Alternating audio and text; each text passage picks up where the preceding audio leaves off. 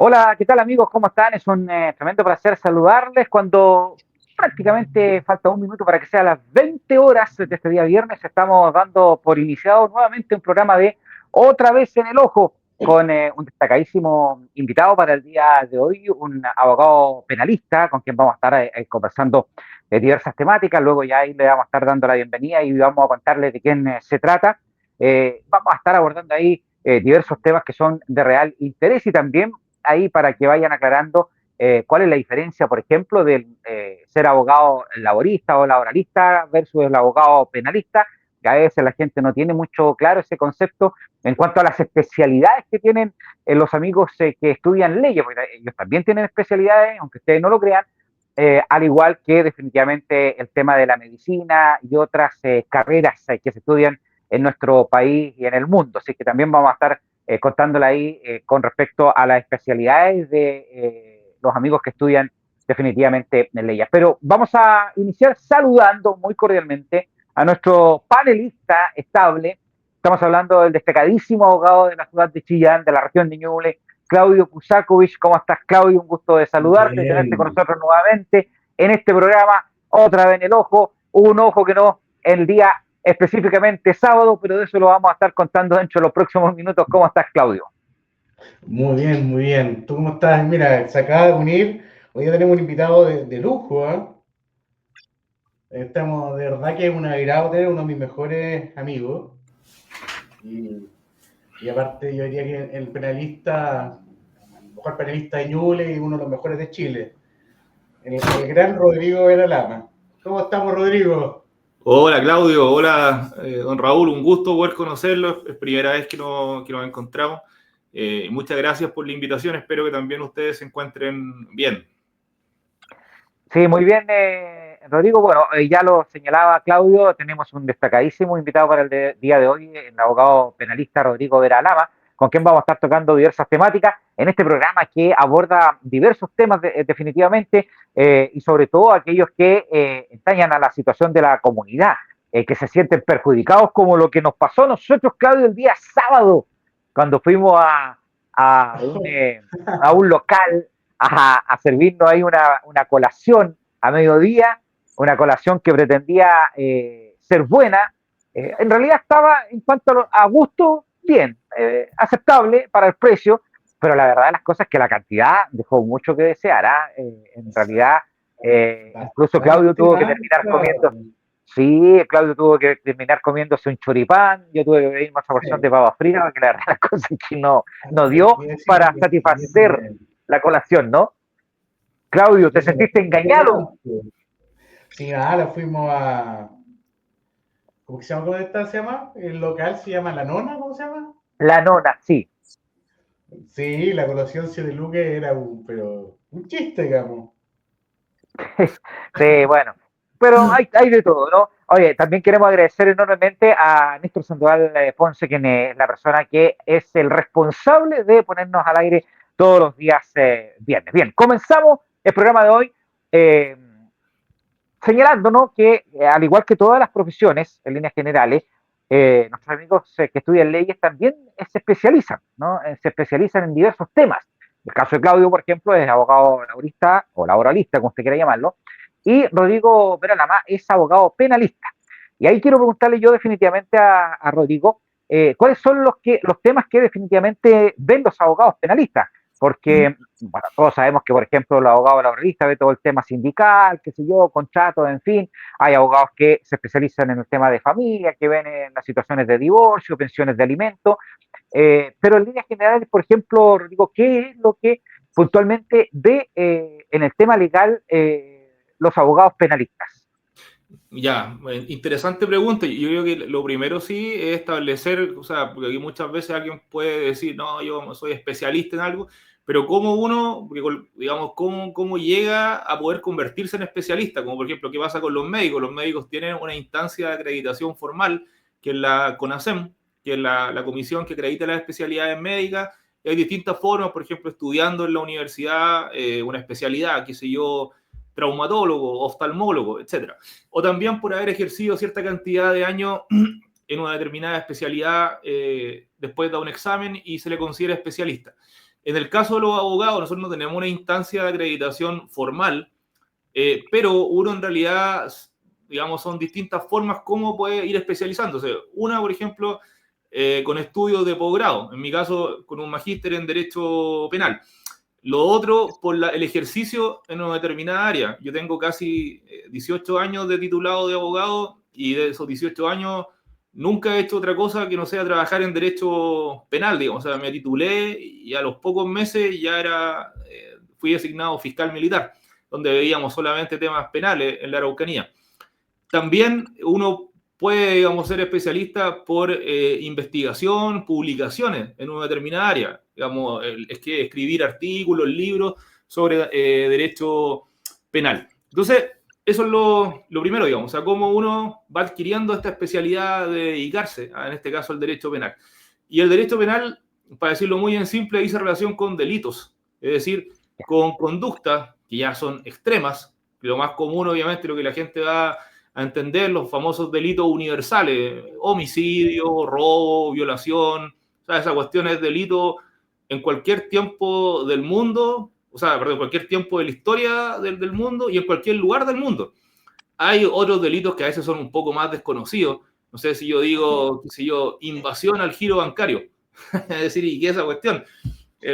Claro, es un delito muy rebuscado que está en la ley de banco. O sea, el gallo que se dedica a trabajar y simulando, por ejemplo, ser un banco. O sea, que hace trabajo como si fuera un banco, negocio, presta plata, pero en realidad no es un banco, porque para ser banco hay que estar autorizado. Entonces, cada vez más en nuestro ordenamiento jurídico en Chile, la tendencia es a ir creando delitos. Si usted, por ejemplo, dice qué delitos han desaparecido de Chile, son muy pocos. Por ejemplo, yo le puedo decir, la vagancia y la mendicidad era delito hasta el año 98 y ya no es delito. ¿Ya? Ese delito desapareció.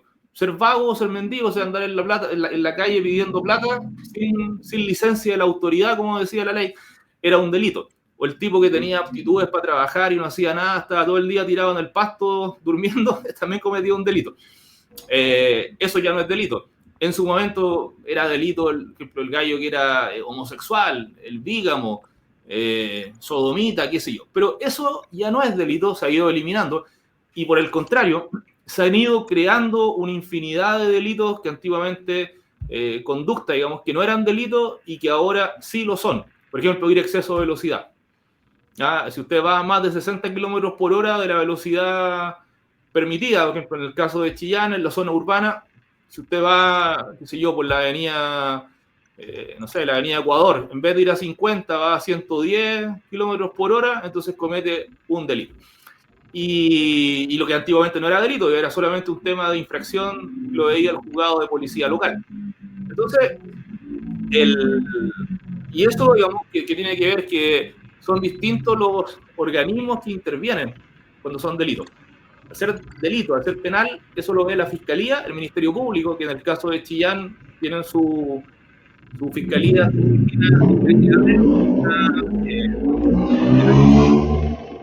y los tribunales que son penales, juzgado de garantía, tribunal de juicio oral que está en la avenida Ecuador, llegando a Argentina.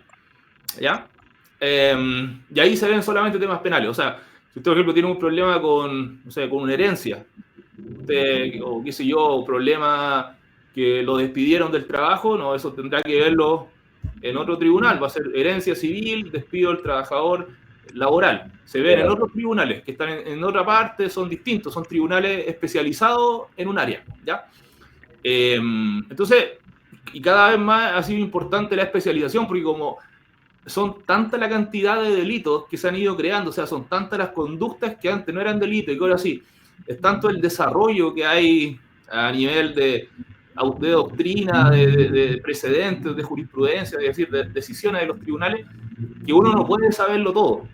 Esto sería lo mismo que si usted va a un médico y porque tiene un problema en un ojo, que no ve, y además tiene una fractura en un brazo, y además tiene una alergia, y el médico le diga, yo le resuelvo todo. No, pues tendría que ir a un oftalmólogo, a un traumatólogo y a un dermatólogo. Entonces, con los abogados sucede algo similar. Es tanta la información que hay dando vuelta que yo, para poder prestar un servicio que sea bueno, que sea de calidad, tengo que dedicarme solamente a un área. Eso es lo responsable, y no ser un maestro chiquilla. Sí, Rodrigo, para nadie es un misterio que hoy día está el tema de las redes sociales, en fin, todas esas tipo de situaciones. Hoy día, por ejemplo, el tema de las funas, ¿es un delito en nuestro país o no? Claro, la funa puede ser un delito de injuria, efectivamente. En la medida que usted le esté imputando a una persona, puede ser injuria o calumnia, dependiendo, digamos. La injuria, básicamente, es una expresión que desacredita a alguien, pero si usted además dice que cometió un delito esa persona, por ejemplo, si usted dice, este señor asaltó el banco, ese señor me violó, ese señor, qué sé yo, me estafó, además de injuria puede ser calumnia. Son delitos diferentes, muy parecidos, pero diferentes. Y esos delitos tienen la particularidad que se conocen como delitos de acción privada, ¿ya? ¿Qué significa eso? Que ahí no interviene la fiscalía, sino que solamente es la víctima, en este caso el que presenta la querella, contra su victimario, que va a ser el querellado. Eso supone que tiene que tener o contratar a un abogado para que lo haga. Ahí la fiscalía no interviene, eso es un conflicto entre particulares.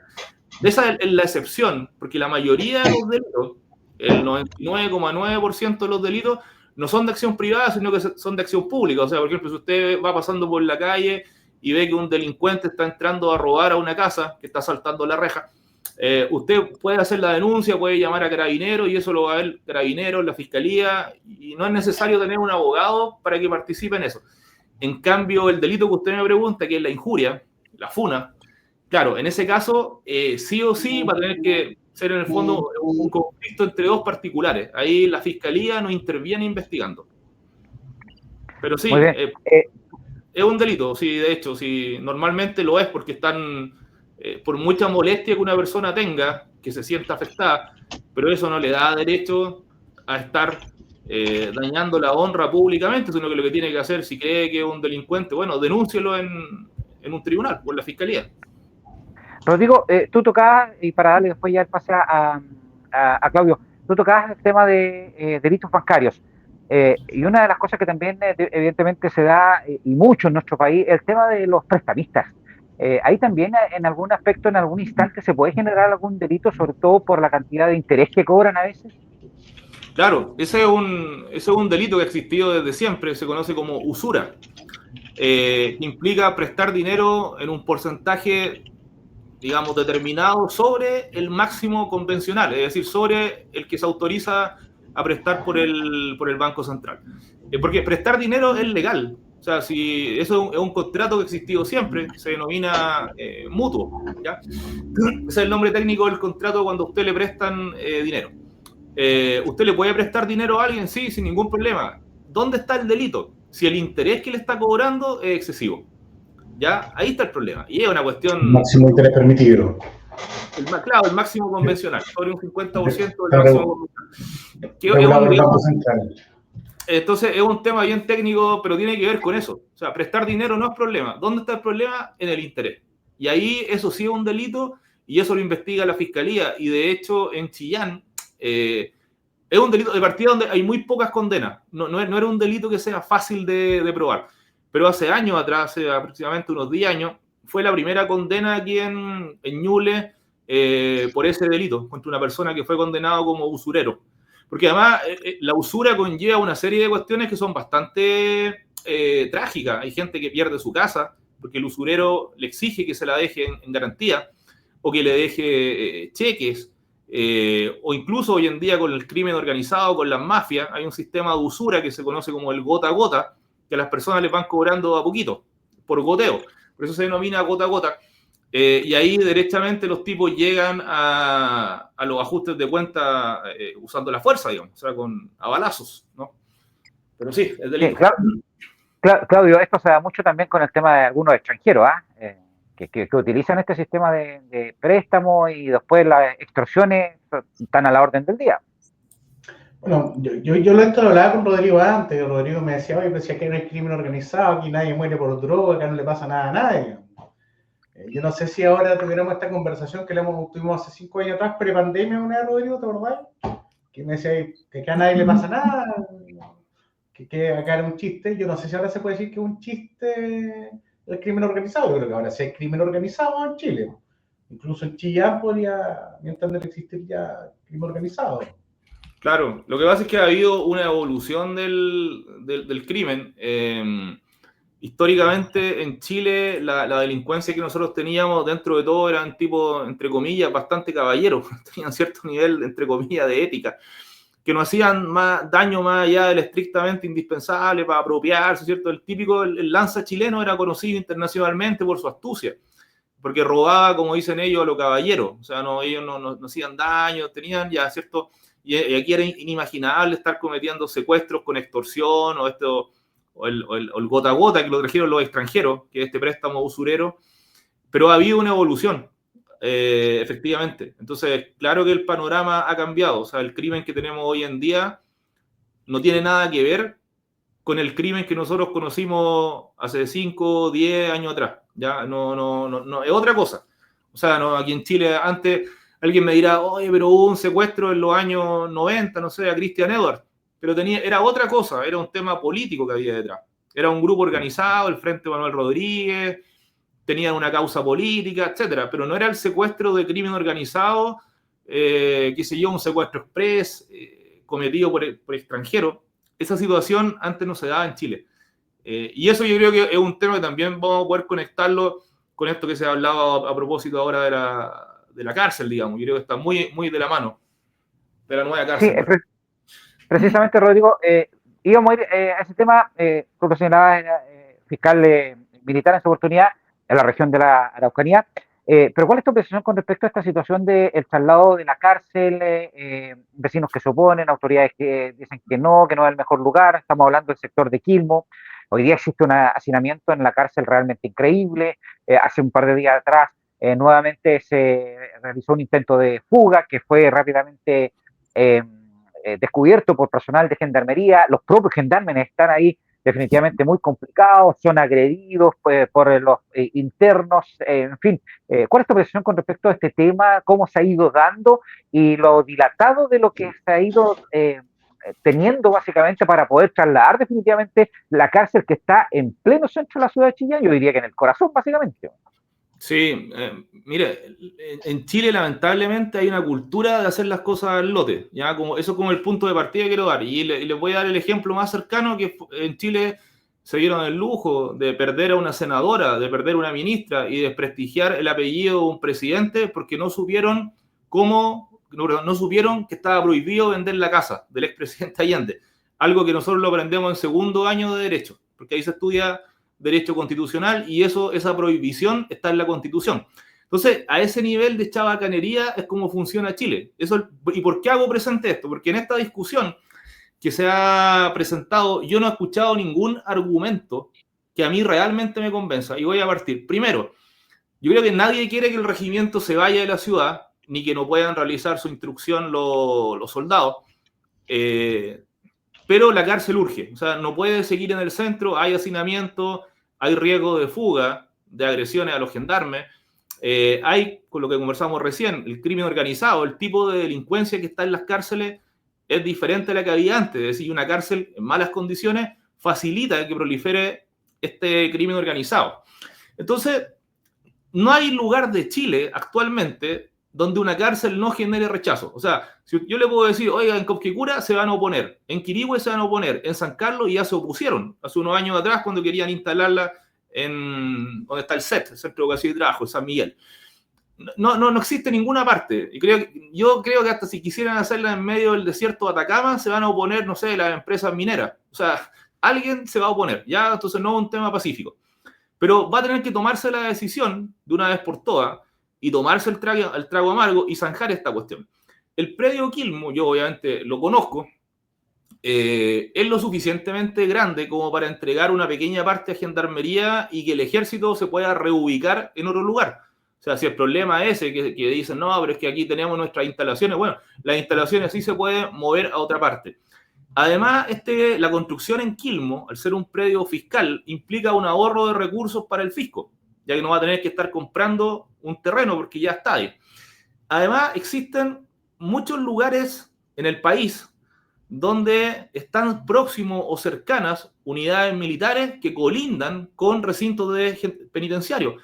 Voy a nombrar dos ejemplos. En Santiago, la ex penitenciaría el Recinto Especial Penitenciario de Alta Seguridad, REPAS, que es la antigua cárcel de alta seguridad, Santiago 1 y Capitán Llaver, todas esas unidades penitenciarias colindan, o sea, cuando digo colindan significa que están al lado, pegadas, al IDIC, que es el Instituto de Investigaciones y Control que tiene el Ejército, donde se hacen las pruebas de armamento, de munición por parte de la institución. En Angol, donde yo estuve destinado, el regimiento Húsares de Angol está al lado de la cárcel de Angol, del Centro de Detención Preventiva, el CDP.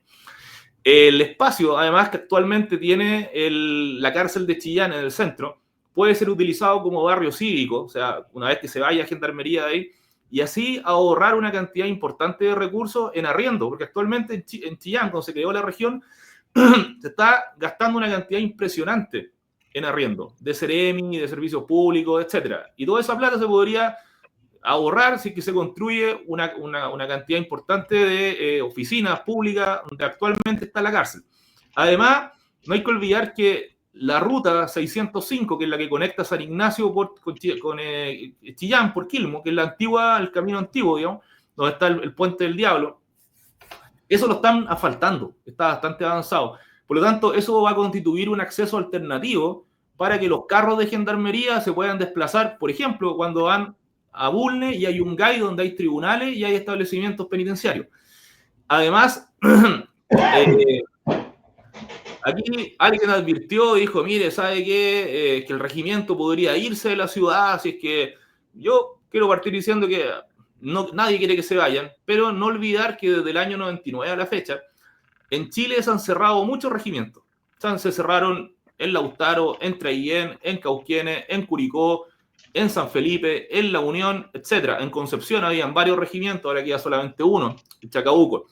Y eso no afecta en nada la capacidad de respuesta que tenga y el despliegue ante catástrofe. O sea, cuando fue, por ejemplo, el terremoto del 2010, se pudo reaccionar y se mandaron las tropas al lugar y, digamos, es como...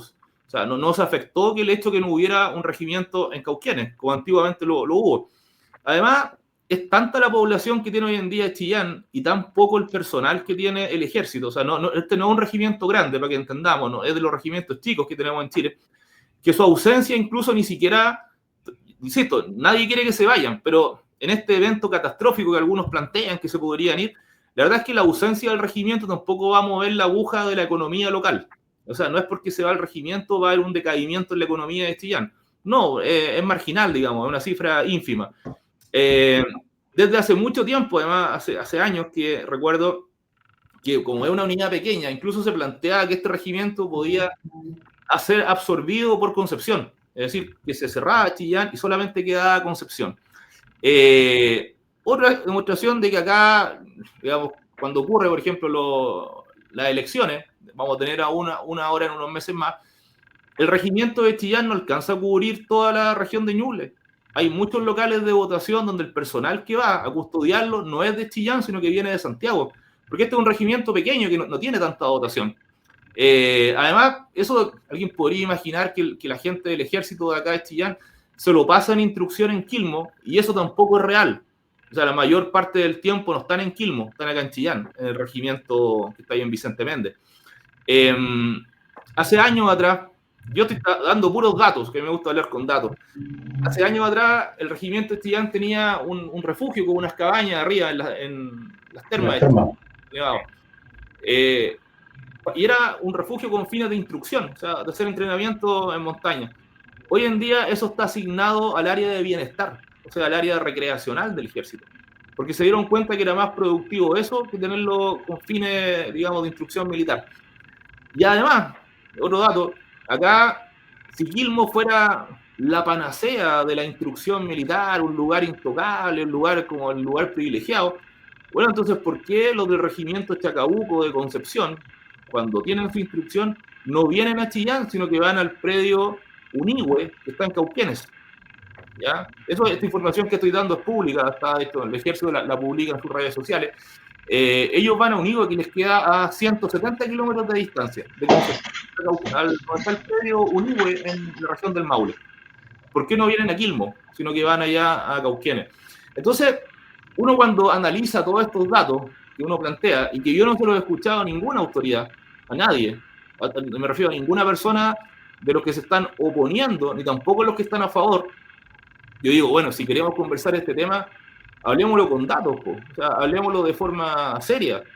Y cuando uno tiene todos estos datos sobre la mesa, a mi juicio, pareciera que es atendible la idea de poder trasladar la cárcel, construir una cárcel grande, que tenga la capacidad necesaria para que no haya hacinamiento, para que el personal de gendarmería trabaje tranquilo, seguro, pero terminemos ya con este discurso catastrófico, que esto es algo inviable, que esta cuestión ya es lo peor que puede haber, muchas veces con fines a veces políticos, de que no quieren enojarse con el señor de la Junta de Vecinos.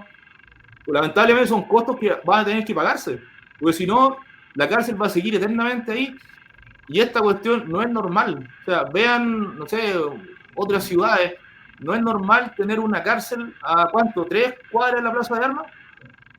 Sí. Creo, 3, 4. Sí. Y ya vemos cuáles pueden ser las consecuencias, como cuando fue el terremoto. Es el mejor ejemplo. ¿Qué es lo que pasó para el terremoto? ¿Cómo estaban? La cárcel, o sea, alguien crea, Chile es un país sísmico, tenemos terremotos lamentablemente cada ¿cuánto? 25 años por ahí aproximadamente. O no sé, más o menos, pero siempre los terremotos no se van a terminar, o sea, hay que tener claro que el del 2010 no fue el último, van a haber más. ¿Qué va a pasar cuando hay un nuevo terremoto? La gente, ¿qué va a pasar? O sea, a veces la gente se le olvidó los balazos en la noche. Yo no estaba acá en Chillán, obviamente, me lo comentaron, yo ese tiempo estaba destinado en otro lugar. Balazos, explosiones, incendios. Los vecinos muertos, de hecho la gente que vivía por calle 5 de Abril, toda esa gente se fue, en las casas las quemaron.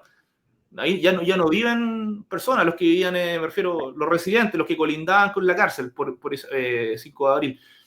Entonces, pero todavía... También, que el sureño también lo quemaron, parece. Estaba en un restaurante para diferencia, ¿no? Claro, sí, efectivamente. Entonces, digo, ¿cuál es la idea de esto? Porque además se oponen, dicen, no queremos que esté la cárcel en este lugar, que la trasladen. Ya, ¿y cuál es la solución alternativa? Porque ya se opusieron en San Carlos hace unos años atrás, hicieron unas marchas, unas protestas, esto no puede ser. Entonces, bajo esa lógica, va a existir siempre oposición. O sea, no hay ningún lugar de Chile en este momento, y eso hay que tenerlo claro, que vaya a ser un tema pacífico. ¿Dónde lo vamos a hacer? ¿Camino a Pinto? No, imposible. ¿Camino al Guape? Tampoco. ¿Dónde? ¿Lo vamos a llevar a...? La lógica indica que nadie quiere una cárcel al lado de donde vive. Pero lamentablemente nadie quiere delincuencia en las calles, pues. Entonces, si no queremos delincuencia, asumamos el costo de que vamos a tener que tener una cárcel. Es que ¿sabes lo que Rodrigo, es que se haya pronunciado sobre este tema Fuerzas Armadas, porque ellos no son deliberantes, no pueden opinar sobre este tipo de temas. O sea, eso es lo que un poco llama la atención. Es que la opinión... Perdón, yo al comandante de la unidad acá en Chillán, que a él nunca estuvimos destinados juntos, no lo conozco personalmente, pero yo tampoco he escuchado una negativa con fundamento, porque dice, es nuestro predio de instrucción, entonces no queremos perder el predio, porque si no tenemos dónde instruirnos, capaz que nos tengamos que ir de Chillán. Y lo más cerca que tenemos es Unihue, que está ahí en Cauquenes, y Culenar, que queda cerca de Talca. Bueno, pero denme entonces algún fundamento, como lo que estoy dando yo, que estoy hablando con datos. O sea, yo lo que estoy hablando son datos acá, no es un tema de que me gusta, que es bonito, que es feo. Estoy hablando con datos concretos de por qué la cárcel puede estar ahí, digamos. Y creo que no va a haber un inconveniente de orden de instrucción militar. Sí, Rodrigo, yo precisamente quería preguntarte porque, a ver, en definitiva el comandante ni siquiera dice que a lo mejor nos vamos, sino que dice, si no, nos vamos nomás. Como fiscal militar, corresponde que una autoridad, siendo comandante en una institución que es jerarquizada, como el ejército, entregue una opinión sobre el particular cuando ni siquiera lo ha hecho el alto mando institucional donde se están realizando las conversaciones, porque aquí hay una conversación que se realiza entre el Ministerio de Bienes Nacionales, que es el dueño del predio donde está Quilmo en estos instantes, con el Ministerio de Justicia y obviamente el Ministerio de Justicia con el alto mando institucional del Ejército. Entonces, sorprende definitivamente, y aquí es la pregunta tanto para Rodrigo como para Claudio, pero para Rodrigo como fiscal militar, que una autoridad como un comandante, siendo coronel, en estos instantes, entregue una opinión sin que haya existido previo una opinión, valga la redundancia, del alto mando institucional como es el ejército? No, yo creo que la persona que tiene que dar su apreciación es el comandante en jefe, o en este caso la ministra de Defensa, o el subsecretario de Defensa. No es él, o sea, no es él. Y además que tampoco él tiene la capacidad de negociar ni de decidir este tema. O sea, una decisión de estas características que se resuelve en el nivel político no es ni resorte del Ceremi de Bienes Nacionales de Ñuble, ni del comandante del regimiento de Ñuble, de Chillán. Esta cuestión se ve a nivel del ministerio en Santiago, es una decisión política, yo diría incluso que es una decisión a nivel presidencial, o sea, por las características que tiene, por el mensaje cuando vino el presidente para el 20 de agosto, etc. Yo diría que esto está en ese rango, en un rango, porque los establecimientos penitenciarios se crean por decreto del presidente, y por esa razón fue que el presidente se refirió al tema de Punta Peuco en la última cuenta pública. Las cárceles en Chile y la creación de unidades militares y el cierre de unidades militares se hacen con un decreto del presidente. Entonces, que hable el comandante de la unidad no me parece que sea correcto, que esté dando su apreciación de esto. Y lo más grave, más allá de que son no deliberantes, es que yo no veo un fundamento serio en la apreciación que está dando, si ese es el tema. Porque, por último, si fuera con un fundamento técnico lo que estuviera entregando, yo dijera, ¿sabe qué? En realidad, ya, igual me convence lo que está diciendo, mira, prestemos oreja, es atendible. El problema es que yo he escuchado acá, perdón, he leído a este coronel, al alcalde, y no logro entender exactamente algún fundamento que a mí me convenza. Porque yo di una serie de datos recién, hice una exposición y hablé con datos. Hablé de estos son los predios, esta es la instrucción, ya. Entonces díganme con datos, con fundamentos, y no simplemente ir a pararme afuera del regimiento con una cámara, hacer un selfie video, a decir, no, yo también quiero el ejército, lo quiero mucho, los mejores años de mi vida los pasé en el ejército. No se trata de eso, no se trata de no querer o querer mucho, querer poco al ejército. Yo creo que todos queremos una persona normal en este país, quiere a su ejército. Pero este tema hay que analizarlo con un fundamento técnico, ¿no? Entonces, tenemos un problema grave de seguridad, tenemos un problema y lo vivimos para el 2010, para el terremoto. Ahí quedó demostrado lo que pasa con una cárcel al medio de la ciudad. Hubo gente que murió ahí, y hay internos que están condenados y que hasta el día de hoy están prófugos. Hay un grupito pequeño que nunca fue recapturado de los que se arrancó esa vez. Sí. Y eso que el crimen era bastante más tranquilo en el año 2010 que ahora. O sea, y lo más complicado es el nivel de delincuentes que hay ahora, porque la cárcel es otro nivel de delincuentes. No, y lo preocupante es que además la cárcel está cerca de colegios. No debemos olvidar de que ahí hay 2 colegios que funcionan. Sí. Y muy directo y muy cercano a la cárcel. Al frente.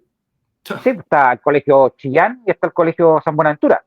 Están ahí, o sea, ante definitivamente una fuga masiva, temprano en el día, no sé, puede guiar la escoba. Digo. Sí, y además, usted ve, por ejemplo, si uno pasa en la madrugada por ahí, hay gente que está prácticamente pernoctando o que llega de madrugada para las visitas. Sí. En la cárcel pasa a las 4 o 5 de la mañana, dependiendo de la época del año. Y están las personas ahí, hacen su fogata, qué sé yo, eso lo hacen para poder asegurar entrar primero, digamos, para el acceso, porque hay heridas al día. Entonces, yo me pregunto, digo, ¿y cómo toda esta, digamos, incluso el casino oficial del regimiento está al frente, en la esquina, donde viven los oficiales de ejército solteros, ahí en Vegas al Díaz con Isabel Riquelme?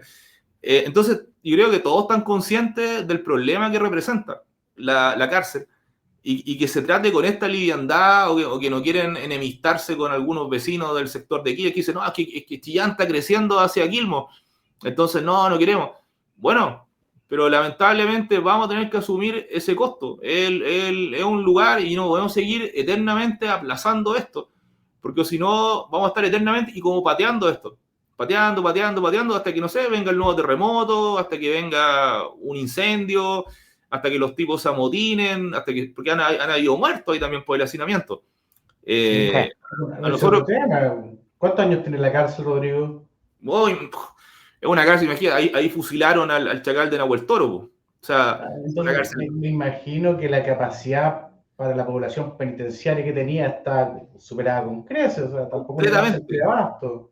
completamente, más del doble, o sea, no. Y las condiciones cuando van los abogados a hacer las visitas cárcel, nosotros vamos para allá a visitar a las personas que están, cuando uno es defensor, digamos, no, una condición deplorable, las cañerías, el olor a humedad, no, es una cuestión, Dicen al lado de los 1939, están baños, diciendo. son condiciones pésimas para todos, para los internos que están ahí, para los gendarmes, para las visitas que van al lugar. Son condiciones que no son las adecuadas, son un riesgo.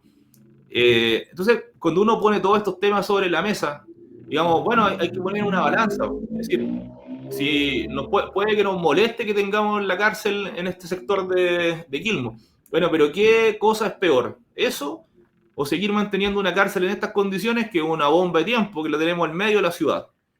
Y yo creo ¿Sabes lo que... que pasa acá? ¿Sabes lo que se necesita acá definitivamente, muchachos? Se necesita autoridades con pantalones. Mire lo que pasó en Rancagua. En Rancagua se puso el lugar, se dijo, se construyó y ahí está la cárcel. En Talca se puso el lugar, se va a construir una cárcel moderna, listo, ok, punto. Acá ha sido hasta este instante la única región, hasta el momento, ¿no?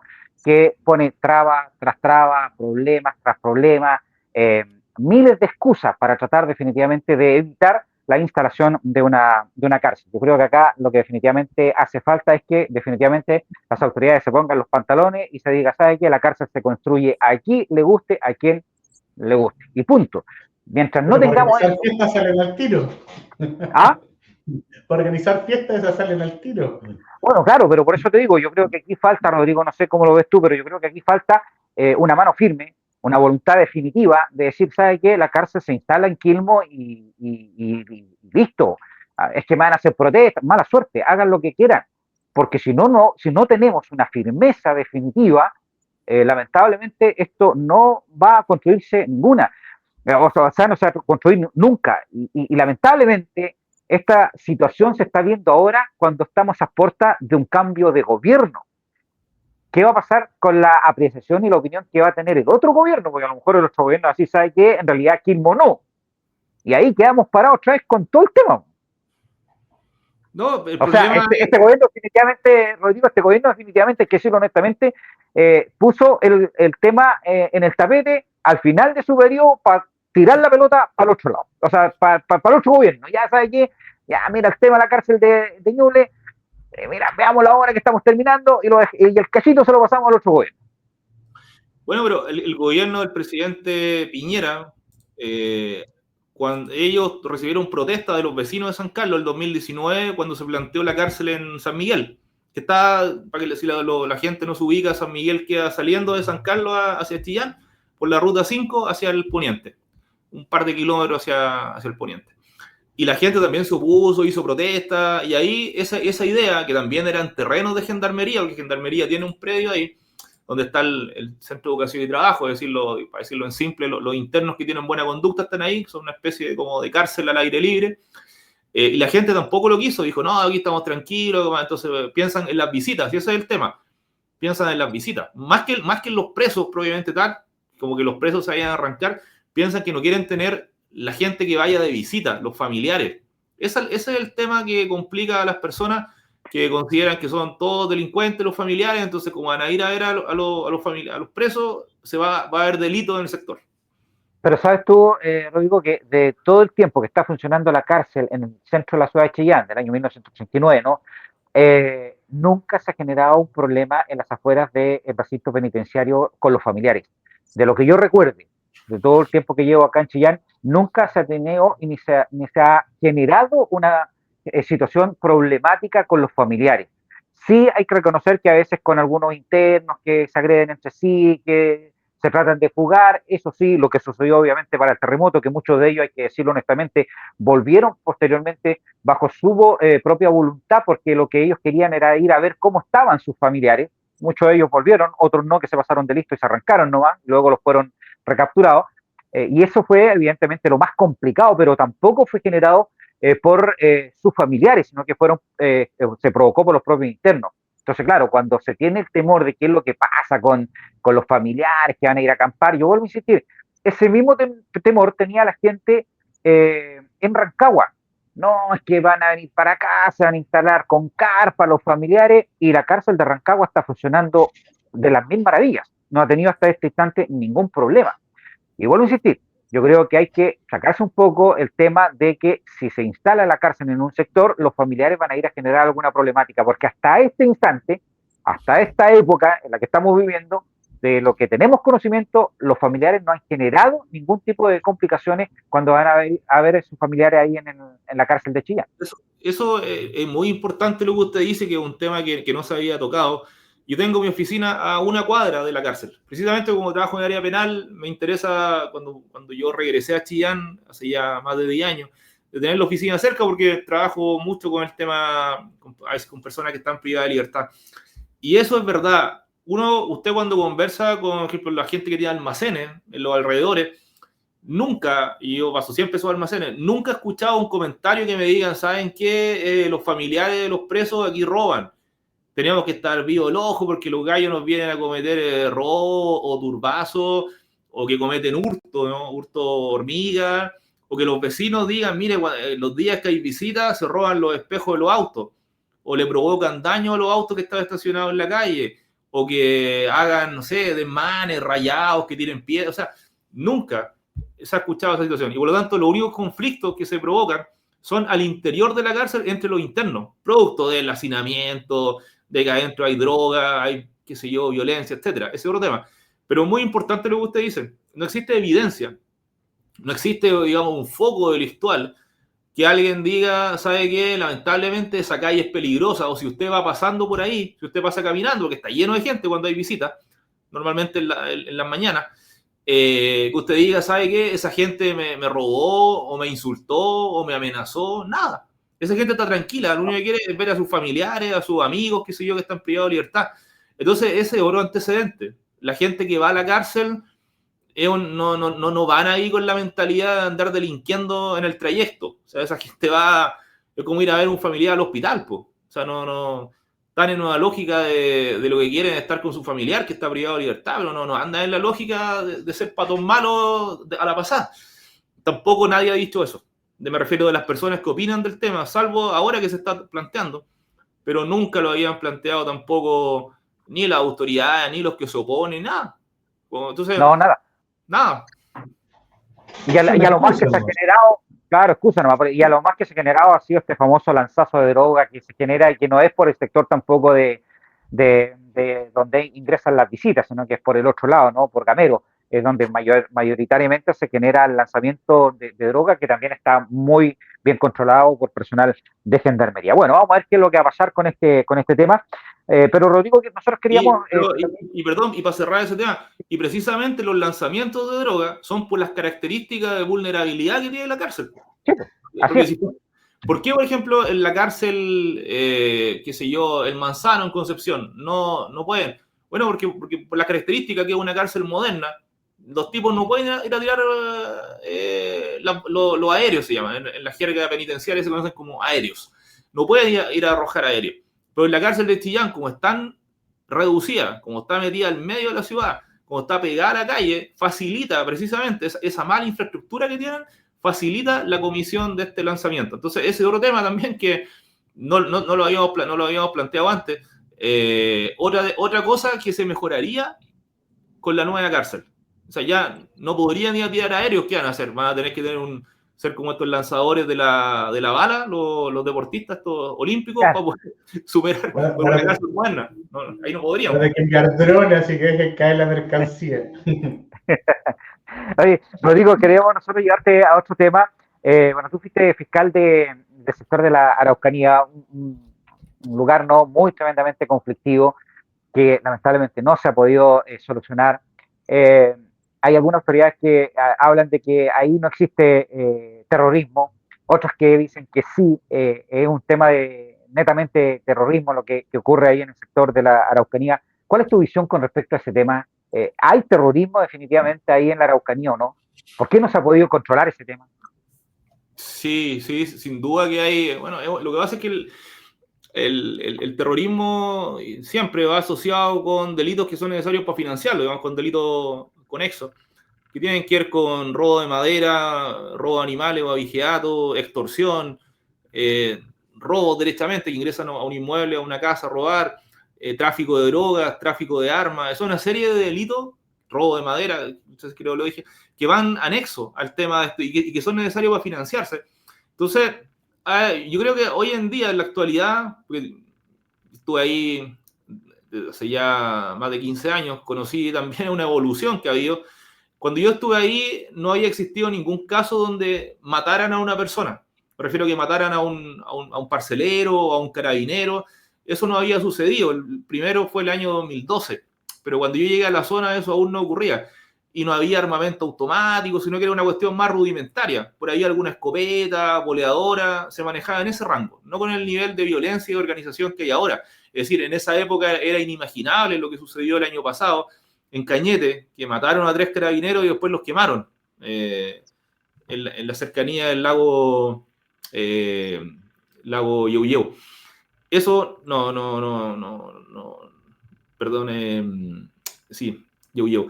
En ese tiempo era inimaginable, no era tema, jamás se habría planteado eso. Entonces, en la actualidad, lo que hay ahí son criminales de altísima peligrosidad que tienen negocios montados, que están lucrando, que yo creo que la mayoría de esos tipos no tienen ninguna conexión con la ideología o con un tema espiritual del mundo mapuche, ¿ya? Y que están refugiados en la denominada causa mapuche, que tiene que ver con recuperación de tierras, básicamente, ¿no? Tierras que fueron, según ellos, usurpadas por el Estado en el siglo XIX, pero la mayoría de estas personas que están ahí, que en general son cabros jóvenes, eso es lo otro, los viejos tercios, los que empezaron con esto, que son, imagínate, el primer atentado fue el 1 de diciembre del año 1997. Los 3 primeros camiones quemados, que fue ahí en la comuna de Lumaco, estamos hablando de, ¿cuántos años han pasado ya? Del 97 hasta ahora, 28 años, ¿se van a cumplir? ¿27 años? 28. Sí, 28 años. Hay una evolución. Ya no son personas mayores, digamos, con cierto nivel de que sean reflexivos, que uno pueda... Hoy en día la mayoría son cabros jóvenes. De hecho, estos tipos que mataron a los carabineros, los que están presos en Antiquina, eran cabros jóvenes, 20añeros. Cabros jóvenes metidos en la droga, en la marihuana. Ese era el mundo. Entonces, ellos utilizan la violencia como una forma de provocar temor en la población. Eso consiste el terrorismo. Y eso les permite mantener zonas, lugares, para poder, digamos, cometer sus delitos. Por ejemplo, tener plantaciones de marihuana, poder ocultar los vehículos robados, poder sustraer madera con impunidad. O sea, les interesa controlar territorio, controlar un lugar del territorio chileno, y así poder cometer sus delitos con impunidad. Que es más o menos lo que sucede en una población, qué sé yo, en un barrio complicado, por ejemplo, en Santiago, donde los tipos controlan su territorio, su zona, su parte del territorio, donde la policía no llega. Eso es lo que ellos buscan. Entonces eso les permite, les facilita mantener su negocio delictual. Y eso, por ejemplo, resulta inaceptable que hayan lugares del país donde el Estado, no sé, Temucuicui, por ejemplo, que está de Ercilla hacia el poniente, son 6 kilómetros hacia el poniente, donde no puede entrar el censo, ejemplo, porque no son lugares inexpugnables. Es decir, esto no es un lugar que alguien diga que es imposible llegar ahí, como si fuera el valle de Panjshir en Afganistán, donde los afganos le ganaban a los rusos, una cuestión así. Son lugares, a ver, para entenderlo, es como si usted fuera a un sector acá, no sé, en Coihueco, en Talquipén, más o menos esa es la geografía del lugar. Y que usted diga que no puede entrar, alguien se reiría y diría, pero ¿cómo no puede entrar, no sé, ahí camino a Coihueco? Porque Temucuicui es eso, si esa cuestión es un peladero. Por ahí hay algunos árboles, que se yo, un eucalipto, pero no es más que eso. Es decir, eso no es una zona montañosa, con quebradas, que una jungla. Es un lugar que no es difícil. O sea, si usted eso en un vehículo, por un camino lo cruza normal, digamos, en un vehículo, ni siquiera en una camioneta, sino que, no sé, en un vehículo, en un auto común y corriente. Entonces no hay ninguna justificación para que el Estado no controle esa zona del territorio. No es aceptable. Además que es tan reducido el lugar que todos saben quiénes son estos tipos. Es decir, todos los conocen. ¿Sí? el día que mataban a los carabineros, el día 1 ya sabían quiénes fueron los tipos, después lo que pasa es que empezaban a buscar las pruebas, el ADN, lo andaban siguiendo, qué sé yo, la huella, pero todos sabían el día 1 quiénes habían sido los que mataron a estos 3 carabineros y luego los quemaron. Entonces, aquí el problema de fondo, lo que hay es un tema de legitimación del uso de la fuerza, es decir, la convicción mayoritaria de la ciudadanía chilena que es necesario usar la fuerza contra estos tipos. Así de simple, porque los chilenos pareciera que, no sé, yo me acuerdo, mataron a esos 3 carabineros en Cañete, también este tema asociado al conflicto mapuche. Me acuerdo que fue el sábado 27 de abril, era ese día el año pasado. Y yo me acuerdo que en la noche salía a una vuelta y se había inaugurado recién el McDonald's, perdón que hagamos publicidad, de la avenida Argentina. Estaba recién inaugurado. ¿Sabe qué? ¿Y por qué? Alguien me dirá que tiene que ir al McDonald's. Había una fila impresionante de autos para entrar al Automac, la fila por la avenida Argentina, de gente que quería ir a comerse una hamburguesa con papas fritas. Luego seguí mi trayecto y pasé por afuera de la segunda comisaría. Había, no sé, 15 personas. Y las personas mayores, unas señoras, qué sé yo. Y le habían matado 3 carabineros, pues, y lo habían quemado. Y la ciudadanía chilena prefirió volcarse a las calles para comer hamburguesa con papas fritas que ir a solidarizar con los carabineros. Entonces, ese es el gran problema que tenemos. Nuestro problema en Chile no es que no exista la capacidad para identificar y neutralizar a estos tipos. Estos tipos están en un lugar acotado, reducido, no tienen misiles, no son los rusos, no tienen armas nucleares, por ahí tienen un par de fusiles nomás. Todos saben quiénes son, dónde viven, quiénes son sus pololas, sus amigotes, salen a tomar, si son, esos son. No son tipos que tengan mayor entrenamiento, no son ni la sombra de lo que fue el Frente Manuel Rodríguez, que eran gallos entrenados en Cuba, en Bulgaria, qué sé yo, que eran profesionales, eran oficiales del ejército cubano, por ejemplo, los cuadros del Frente. Estos tipos no. Estos tipos, muchos de ellos son gente metida en la droga. Y que claro, si cualquiera puede disparar un arma, un fusil, amedrentar, qué sé yo, incendiar es lo más fácil, pues. Va con un bidón de acelerante y hace un incendio, eso no tiene mucha ciencia. Entonces, si el Estado chileno realmente quisiera actuar, la verdad es que podría hacerlo rápidamente. Si todos saben estos tipos dónde están, quiénes son, ahí el problema entonces, ¿qué es lo que pasa? Si todos sabemos quiénes son, dónde viven, etcétera. Bueno, es un problema de voluntad, dicen, voluntad política. Claro, porque el político va a bailar la música que le ponga el ciudadano.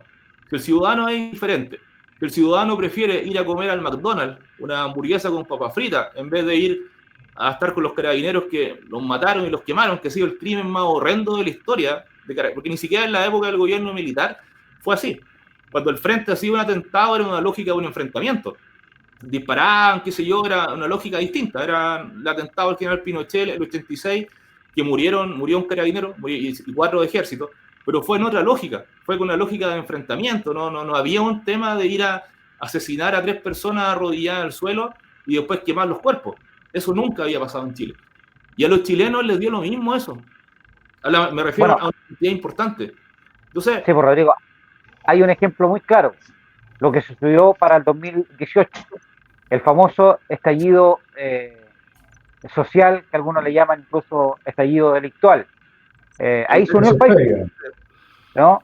Donde tuviste movilizaciones con más de 1 millón, 2 millones, 5 millones de personas, en fin, y los políticos tuvieron que actuar en la medida de que pudiesen parar definitivamente lo que estaba aconteciendo con el famoso estallido social.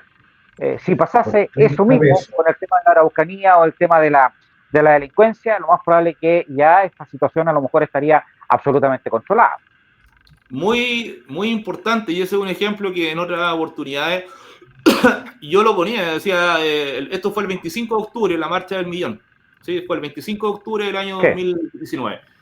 El ejemplo ideal, digamos, lo que usted acaba de señalar, digamos, es un ejemplo, pero clásico. Salió 1 millón de personas y andaban todos asustados. Todo, andaba la gente hasta de los jueces, me acuerdo que les querían bajar la remuneración, andaban todos corriendo. El Congreso sesionando de madrugada, porque esta idea del plebiscito para la nueva Constitución salió a las 3 de la mañana. O sea, la gente andaba con miedo. Prefiero la gente, los políticos, le tenían miedo. Y es precisamente eso. Imagínense si aquí en Chile la gente se movilizara, ya no 1 millón de personas, pongámosle 500.000 en la región metropolitana.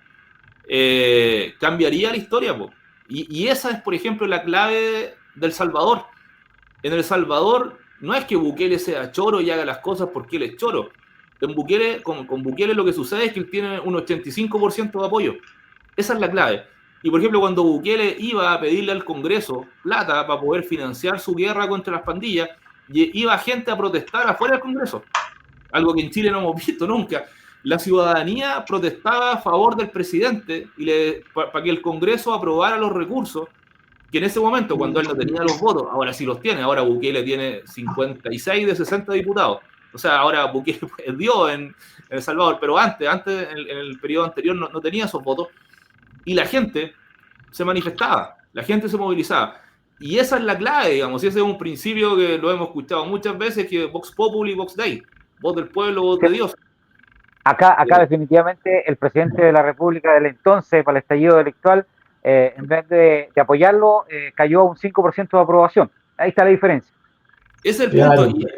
Y nosotros que somos que somos gente de Chillán, pues aquí siempre decimos, no, que Bernardo, aquí está en la cuna, que estuvo O'Higgins, Prat, Merino Benítez, o sea, los tres, las tres Fuerzas Armadas son de acá.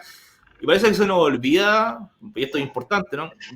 Porque O'Higgins no pudo morir en Chile, pues. O sea, aquí celebramos el 20 de agosto, ya está feriado, pues tuvo que nuestro padre de la patria morir exiliado en el Perú. Y el otro padre de la patria, Carrera, murió fusilado en Argentina.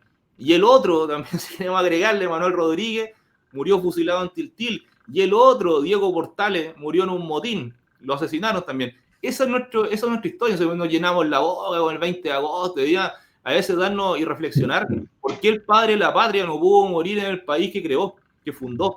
Entonces, eso que usted plantea de que el presidente de la República tenía un 5% de apoyo, bueno, pero si eso tiene una historia, pues. Si de dónde venimos. Venimos de un padre de la patria que murió exiliado en Perú. Entonces, como ese es el problema, aunque tengamos todas las herramientas, aunque tengamos las mejores armas, la información, todo lo que usted quiera, pero no se va a actuar de forma enérgica contra los criminales, contra estos tipos que tienen a la gente encerrada en sus casas. Muy bien, Rodrigo, estamos terminando el programa del día de hoy, ha sido tremendamente interesante, hemos abordado diversas temáticas, pasamos por el tema de la cárcel, pasamos por el tema definitivamente de lo que ocurre en la Araucanía, lo que pasó por el estallido social, nos están quedando muchos temas más, vamos a tener la oportunidad de volverte a invitar para poder ir conversando de estos temas que son tremendamente interesantes y que la comunidad también debe ir conociendo. Así que muchas gracias por acompañarnos en el día de hoy. Rodrigo, siempre me agrada compartir contigo, gran amigo. Muchas gracias. Claudio, estamos viendo. Sí, de lujo en el día de hoy nuestro invitado Rodrigo Veralama, destacadísimo abogado penalista. Nosotros nos vamos a encontrar el próximo día viernes, ya nos estamos despidiendo porque nuestro control, Néstor Sandoval Ponce, ya nos avisó de que nos quedan muy poquitos minutos, así que nos despedimos, que tengan un buen fin de semana, nos reencontramos el próximo día viernes con un nuevo programa, otra vez en El Ojo. Que estén bien, chao, chao. No, chao, chao.